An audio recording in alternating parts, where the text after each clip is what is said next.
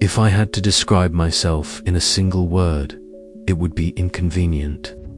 Not because I lack charm from it, but because I, Jasper, the Jester, am the sole bearer of truth in a kingdom that prides itself on delightful deceit. Imagine, if you will, a land where honesty is as rare as a sober bard at a tavern, and I am the unwelcome spark in a powder keg of polished falsehoods. The grand throne room of King Reginald the Radiant is a spectacle of contradictions.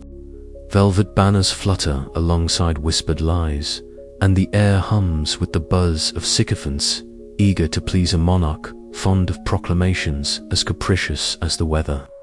Today, the king had decreed that all citizens must wear hats shaped like their favorite animal on Tuesdays, a law that baffled even the royal tailors. I stood center stage, cap bells jingling merrily, ready to perform the usual dance of flattery and folly. But the truth, like an ill-mannered guest, insisted on barging in uninvited. "Your Majesty," I began, bowing with exaggerated grace, "perhaps a law mandating hats shaped like animals will bring us closer to nature, or at least closer to resembling a circus." A gasp rippled through the hall. Courtiers clutched their pearls and muttered behind fans. The king's face flushed a shade deeper than his robes. "Jasper," he said with a tight smile, "your wit is as sharp as ever, but less biting might serve us better." "Ah, but sire," I replied, "a court without honesty is like a stew without seasoning, bland and forgettable." The laughter was nervous, the kind that precedes a storm. It was then Lady Mirabelle, the soothsayer draped in scarves and mystery, stepped forward. Her voice, soft and wavering, cut through the tension. "A prophecy," she intoned, "has surfaced in the whispering woods. A war fueled not by steel or fire, but by illusions and enchanted lies." Eyes darted toward me, as if I were the living embodiment of that war truth itself, threatening to unravel the kingdom's carefully spun tapestry. Later, under the dim glow of twilight, I found myself wandering the labyrinthine corridors of the castle. The stones beneath my feet whispered secrets, and the shadows seemed eager to share their tales. It was here, between the echoes of footsteps and hushed conspiracies, that I overheard talk of a plot, one that would soon thrust me from the safety of my fool's cap to the precarious throne of the kingdom. The realization was as chilling as the night air that brushed my cheek. To be the only truth-teller was a curse, but perhaps also a weapon. The question was, could a fool wield it wisely? As dawn painted the courtyard in hues of gold and rose, I stood alone, contemplating the chaos my candor had stirred. The kingdom, for all its pomp and pageantry, teetered on the brink of a war unlike any other. And in the midst of it all, a jester with nothing but truth and a crooked smile to offer. I adjusted my cap, letting the bells jingle softly. After all, every fool has his day, and mine was just beginning. I never imagined that a day could begin with a joke and end with a crown. But then again, in this kingdom of enchanted truths and fanciful lies, the unexpected is the only expectation. It all started in the echoing emptiness of the throne room, where the king had vanished as mysteriously as a magician's rabbit, leaving behind a silence that felt heavier than the golden tapestries that draped the walls. There I was, Jasper, the fool with the brightly colored cap and bells that jingled whenever I moved, standing before a sea of faces that didn't quite know whether to laugh or tremble. The crown, a heavy circlet wrought from gold and studded with gems that glittered like trapped stars, was placed upon my head with the awkwardness of a bad punchline. It slipped once, nearly tumbling into my lap, and I had to catch it with a hand that was still trembling, not from fear, but from the absurdity of it all. "Long live King Jasper!" someone shouted, though whether in jest or genuine hope, I could not tell. The courtiers exchanged uneasy glances. The advisors whispered behind their fans and beards. Lord Grimble, the Grand Vizier, with a beard long enough to sweep the floor, looked as though he'd swallowed a particularly sour lemon. "A jester as king," he muttered, eyes narrowed. "This will be the ruin of us all." But the throne was empty, and the kingdom needed a leader. The old king's disappearance wasn't just inconvenient, was a ticking time bomb beneath the fragile peace we clung to. So, there I was, a fool crowned by accident and necessity, trying to make sense of a script I had never rehearsed. My first audience was a comedy of errors. I stood before the council, attempting to deliver a speech, but instead, my words stumbled out like a drunken minstrel's tune. "My lords and ladies," I began, clearing my throat, "I am neither wise nor noble. I am, in fact, a fool. But perhaps, if folly is all I have, then folly shall be my guide." The room fell silent, then erupted into murmurs. Lady Merthyr, the royal chamberlain, gave me a sly smile, the only sign of encouragement in the sea of disapproval. I suspected she knew more about the game of power than she let on. Leadership, I quickly discovered, was less about grand speeches and more about understanding the tangled web of court politics. The nobles whispered behind closed doors, their smiles tight and their daggers sharper. My honesty was a blade that cut too deep, unraveling the comfortable lies that held their fragile alliances together. Realizing that I couldn't face the looming threat alone, I turned to the kingdom's most unlikely resource, its outcasts, misfits, and fools. The army I envisioned was not of polished knights or fearsome warriors, but a ragtag band of oddballs, each with quirks that made them seem ill-suited for battle, but perhaps perfect for the fight ahead. There was Sir Bumble, a knight whose armor looked as though it had been through one too many brawls, and whose coordination was more slapstick than skill. There was Whisper the Silent, a scout who never spoke a word but conveyed everything through gestures and sharp eyes. Gathering them was a riotous affair, filled with mistaken identities, misplaced weapons, and laughter that echoed louder than the clang of swords. In the quiet moments, away from the clamor of court and camp, I found myself alone in my chambers.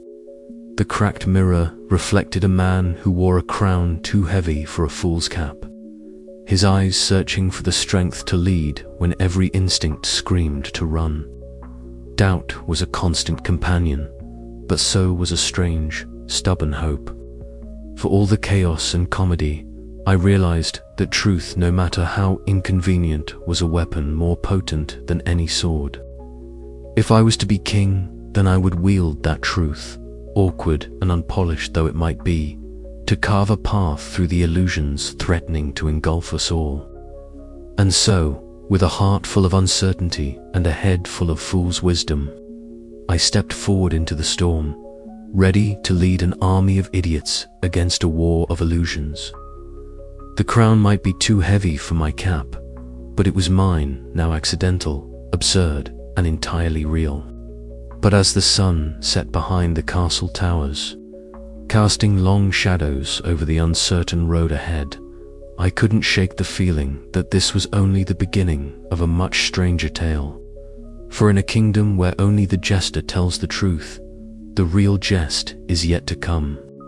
It began, as all great military endeavors do, with a parade of calamities. The training grounds, a once pristine expanse of manicured grass and polished stones, quickly became a stage for chaos under my direction. I, the newly crowned monarch whose closest experience to leadership was juggling flaming pies and telling uncomfortable truths, had been charged with shaping this ragtag band of enchanted oddities into an army. An army that, frankly, looked more like a collection of the kingdom's best mistakes Take moth-eyed Marla, for instance. Her eyes, a gift of enchanted night vision, were a constant marvel and a constant headache.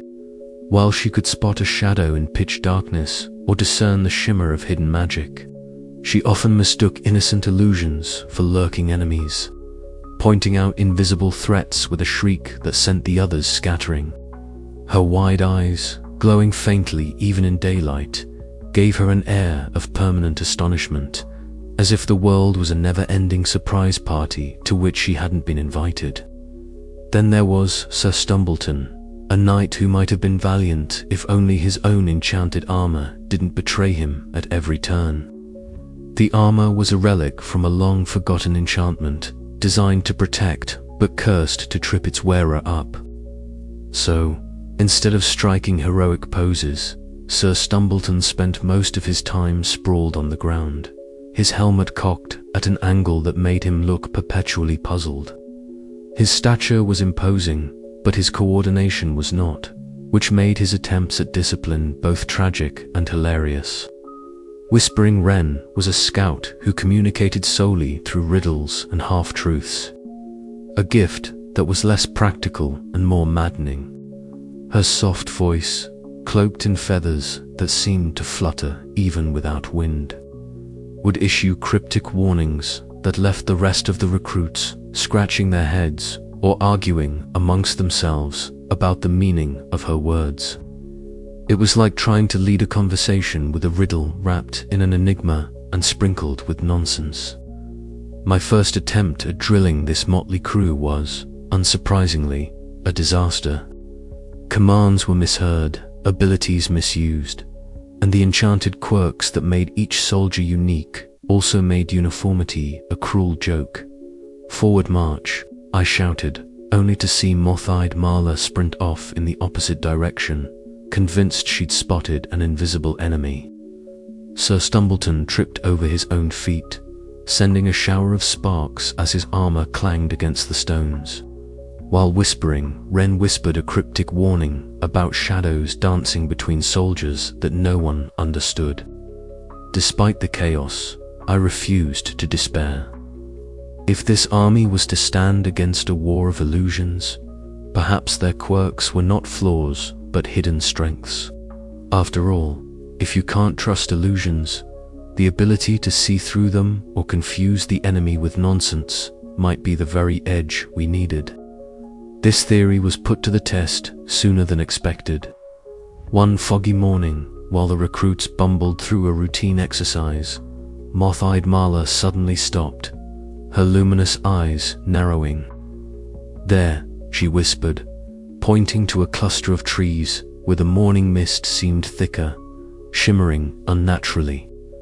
I approached cautiously, heart pounding with a mixture of hope and skepticism. As I peered into the mist, the shapes began to shift, phantoms, mirages, illusions designed to confuse and disorient. It was the enemy's magic in action, weaving falsehoods into the very air we breathed. "This is it," I declared. "The war isn't just about swords and shields. It's a battle of perception." The recruits gathered, their earlier mishaps replaced by focused attention. Sir Stumbleton, brushing dirt from his armor after another spectacular stumble, gave a determined nod. Whispering Wren, for once, spoke plainly. Truth cuts through veils that shadows weave. A strange camaraderie blossomed from the shared understanding. We were no longer just a band of enchanted fools. We were a force uniquely equipped to face the enemy's illusions. The absurdities that had once been our weaknesses could become our greatest weapons. That evening, around a flickering campfire, I shared with them what I had learned. "We're not conventional," I admitted, "nor are we perfect. But the enemy expects armies of steel and silence. They do not expect laughter, honesty, or the kind of foolishness that makes no sense at all." The firelight danced across their faces, illuminating hope where doubt had once resided. "We fight not just with swords," I continued, "but with truth and wit. We dismantle illusions with laughter and expose lies with honesty. The night sky stretched vast and unknowable above us, but for the first time, the path ahead seemed less daunting. Our army of absurdity, stitched together by enchanted quirks and unconventional wisdom, was ready to face a war like no other. And as I looked around at the faces lit by fire and resolve, I realized that sometimes the greatest truths come wrapped in the most ridiculous of packages. So, with a heart full of hope and a head full of foolery, I prepared to lead this unlikely band into the unknown. The war of illusions awaited, and we were ready to meet it with a smile, a jest, and the unyielding power of honesty. In the whimsical realm where truth was the jester's sole province, the shadows often hid more than just murky corners. They concealed secrets, curled tight in whispers and half-truths. Jasper, now not merely the kingdom's fool, but its unlikely king, paced the narrow corridor leading to Mordecai's chamber. The air was heavy with the scent of smoldering incense and old parchment, a sensory cloak as thick as the soothsayer's web of lies. Mordecai sat hunched behind a cluttered desk, his fingers nervously tracing arcane symbols on brittle scrolls. His eyes flicked up, narrowing with suspicion and fear as Jasper's boots echoed against the stone floor. "Ah, your majesty," the soothsayer croaked, forcing a smile that did not reach his eyes. "Come to hear more of the kingdom's doom." Jasper grinned, the bells on his cap jingling faintly. "Or perhaps, to hear the truth behind your so-called visions, Mordecai." The soothsayer shifted, the room's flickering candlelight casting his face into a patchwork of light and shadow.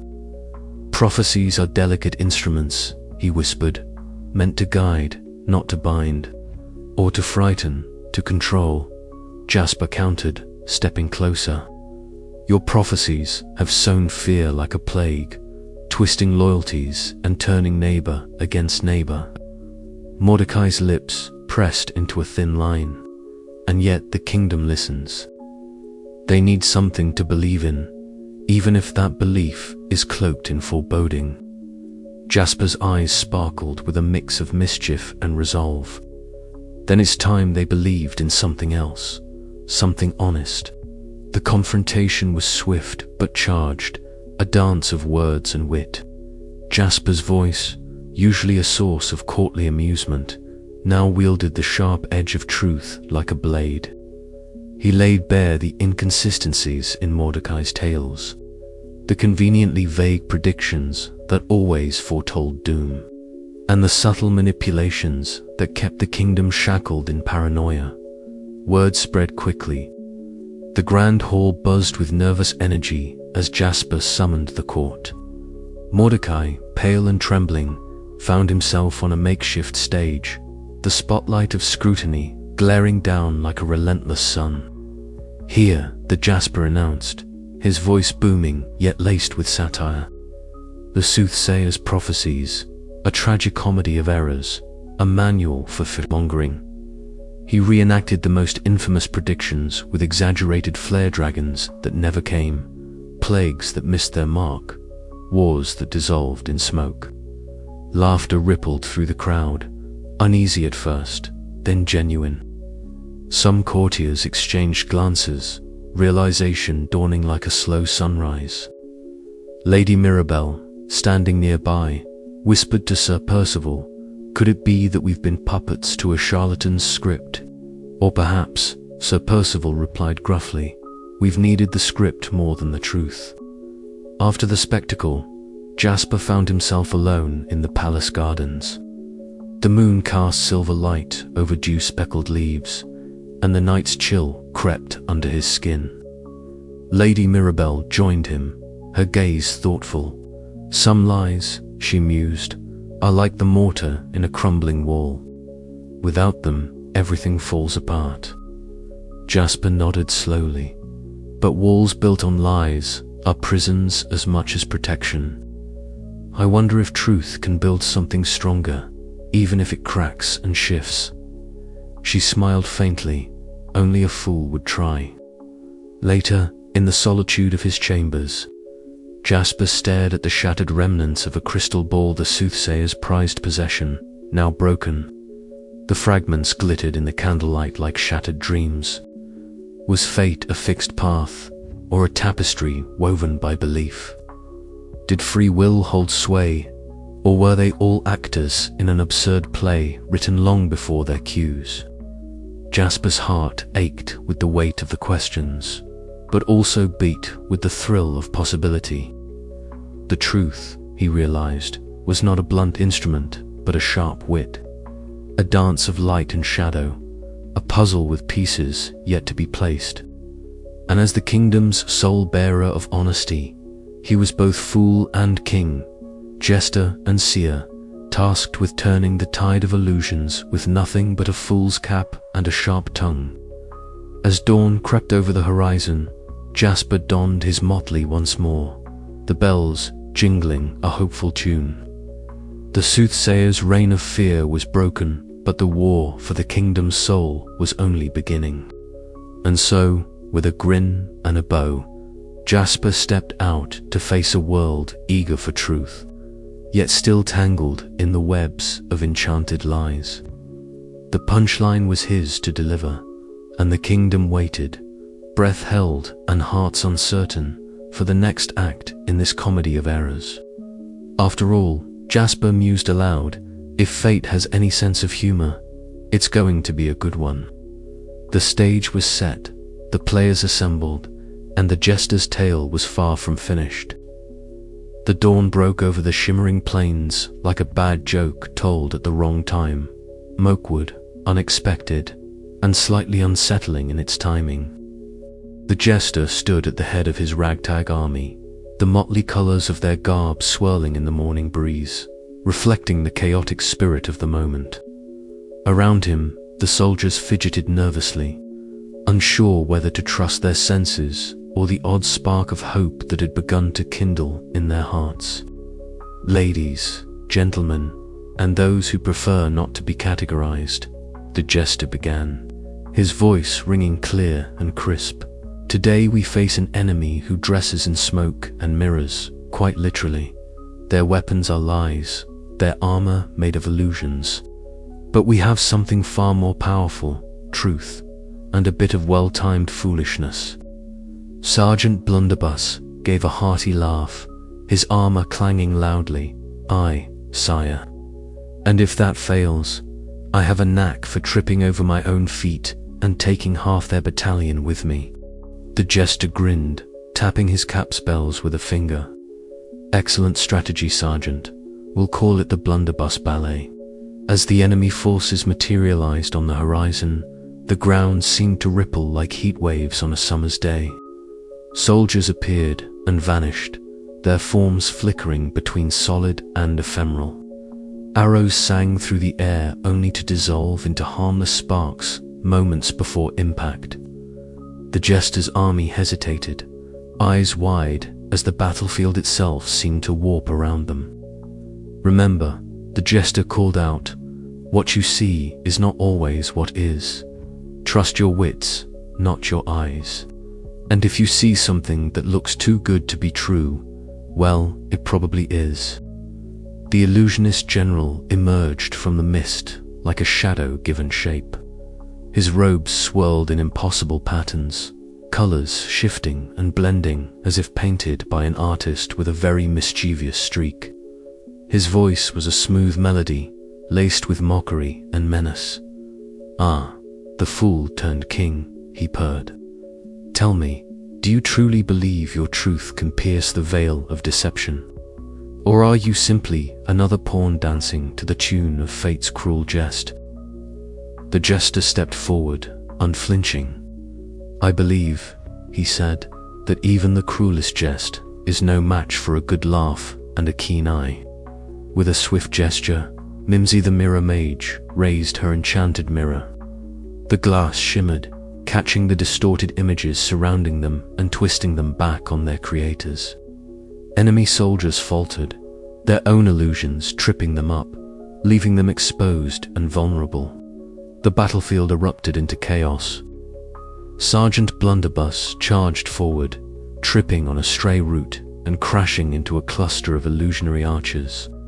The archers' bows snapped mysteriously, arrows flying harmlessly into the sky. The soldiers of the Jester's army roared with laughter and seized the moment to press forward. Confusion, the Jester quipped, the oldest trick in the book. But when the book is upside down and the pages are missing, you have to improvise. The clash of steel and magic echoed across the plains, punctuated by the Jester's sharp observations and the army's growing confidence. Illusions shattered beneath the relentless light of truth, and for the first time, the enemy's fearsome magic seemed less like an invincible wall and more like a house of cards waiting for a well-aimed poke. As the sun climbed higher, the Jester found himself face to face with the illusionist general once more. Their duel was less about weapons and more about words. Speech, sentence, a spell, each retort a shield. You rely too much on honesty, the illusionist sneered. Sometimes, a well-placed lie is necessary to survive. Perhaps, the Jester replied, but when lies are the only currency, the fool who speaks truth can buy the kingdom. With a final flourish, the Jester's laughter rang out, clear and unyielding, breaking through the last of the enemy's enchantments. Around him, his army surged forward, hearts lightened by the knowledge that even in the darkest illusions, a spark of truth could ignite victory. And so, amid the absurdity and chaos, the war of illusions found its first crack in the armor, a crack filled with honesty, humor, and the unshakable spirit of fools who dared to see the world as it truly was. But as the dust began to settle, the Jester knew this was but the opening act. The real challenge was yet to come, and the stage was set for a spectacle where truth and deception would dance a dangerous waltz. Onward, my friends, he declared, for in this theater of war, the fool's cap is mightier than the crown. And with that, the battle raged on, laughter ringing louder than the clash of swords, and truth shining brighter than the most dazzling of illusions.